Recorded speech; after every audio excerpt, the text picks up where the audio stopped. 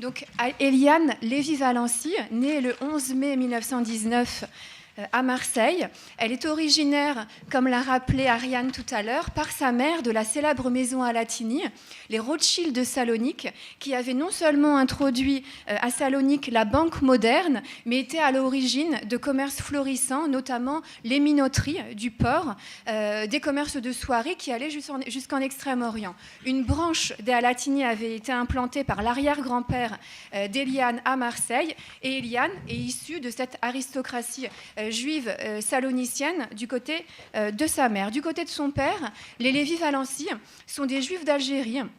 Son père, né à Marseille, avait des parents nés à Constantine, dont les grands-parents d'Eliane étaient nés auparavant à Alger et qui étaient originaires encore avant de Livourne. Donc les Alatigny qui s'installent à Salonique étaient aussi originaires de Livourne, comme les Lévy-Valency qui étaient installés à Marseille.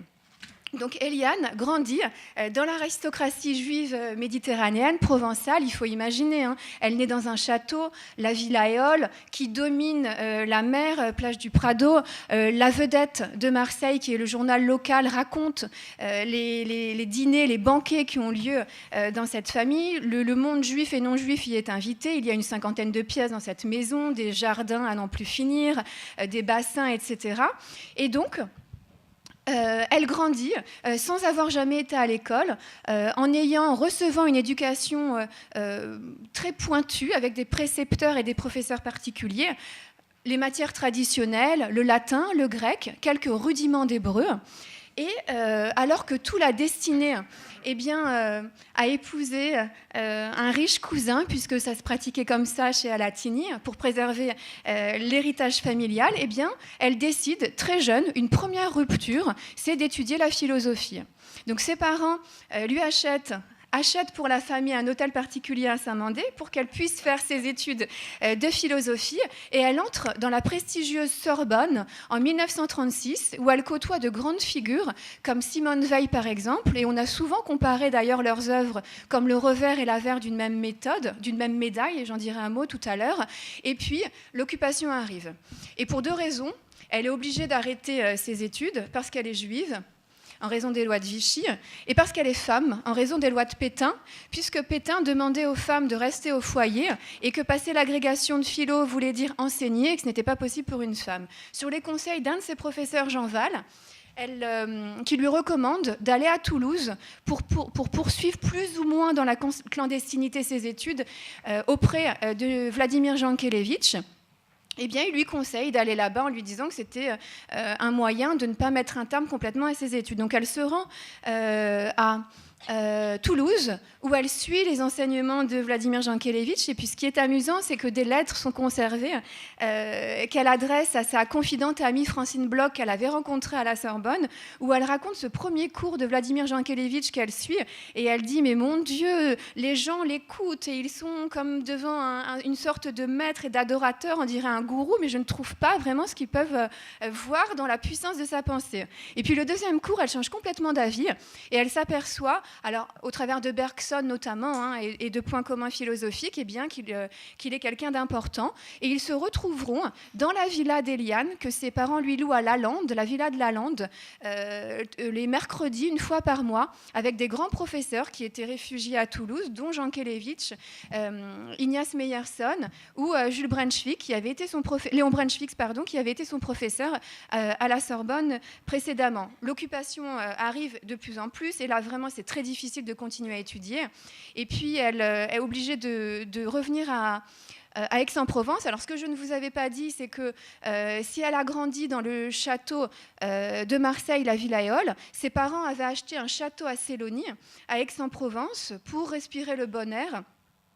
Et suite à la disparition de son frère qui était décédé, qui aimait les champs et qui aimait la nature. Donc dans ce château d'Aix-en-Provence, elle essaye de poursuivre des études, et pour ça, elle est hébergée chez une famille qui est amie avec la sienne, les Amado.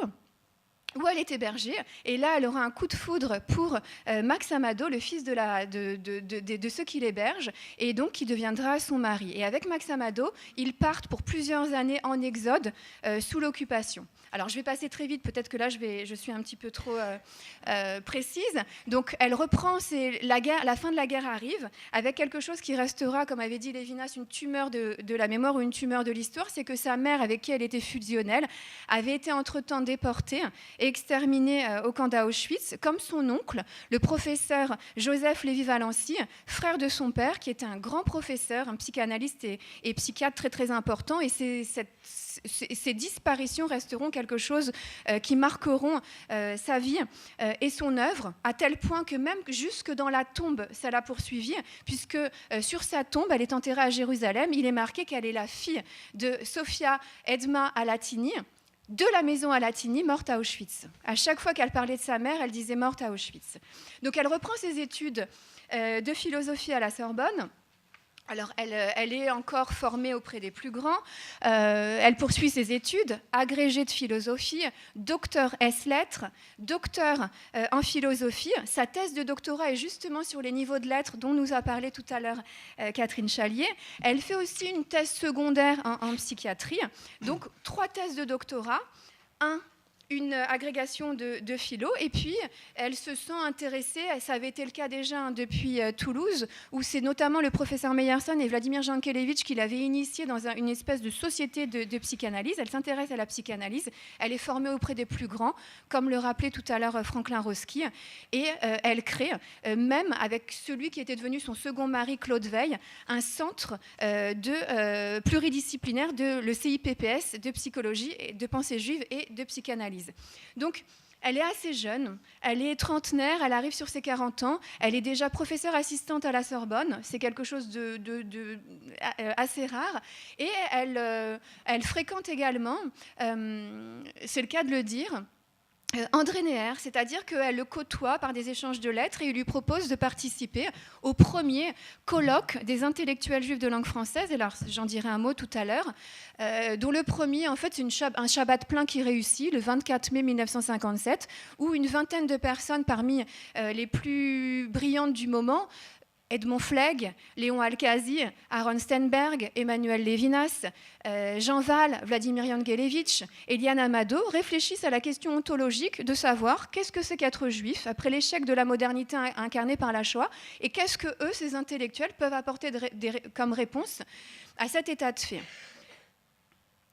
Cette partie, je vais essayer de vous la développer. Donc, on arrive à la guerre des 6 jours, en 1967. Entre-temps, Eliane ressent un appel d'Israël. Elle a fait 2 voyages, en 1963 et en 1965, et elle se sent d'un intérêt commun avec non seulement le peuple, Israël, mais aussi la terre, et elle envisage de partir. Elle part, non pas parce qu'il y a la guerre des 6 jours, mais parce que l'université Bar-Ilan, à côté de Tel Aviv, à Ramat Gan, lui propose un poste de directrice de département. Et dans ce département, elle fait quelque chose qui n'avait jamais été fait dans une université israélienne, c'est qu'elle permet aux étudiants d'apprendre en même temps la philosophie et la pensée juive. Elle réunit ces 2 disciplines. On verra dans un instant aussi pourquoi c'est quelque chose de novateur et de révolutionnaire à l'époque. Elle crée une école française de Bar-Ilan où elle met en place la pensée qu'elle avait développée avant, donc cette pensée pluridisciplinaire qui est à la fois philosophique, psychanalytique et de pensée juive, et jusqu'à sa retraite en 1993 de l'université Bar-Ilan, eh bien,